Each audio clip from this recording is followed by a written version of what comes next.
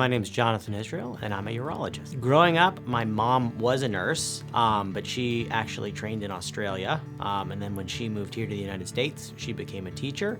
So that was pretty much the only exposure I had to medicine outside of common pediatric visits. Knew I wanted to be a doctor when I was in elementary school. I just always really liked science, and it was always something that I found really interesting, kind of solving puzzles. So a urologist, for being such a small field, we actually cover a lot of different things. The most common thing we typically see are kidney stones, people that are unfortunately diagnosed with cancers that we're involved with, the kidney, the bladder, the prostate.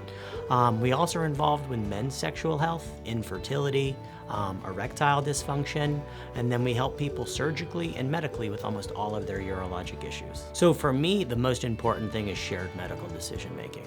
Okay, so if a patient comes in and they don't feel comfortable with you, they're never gonna share what they really are feeling, and they're never gonna accept the treatment plan.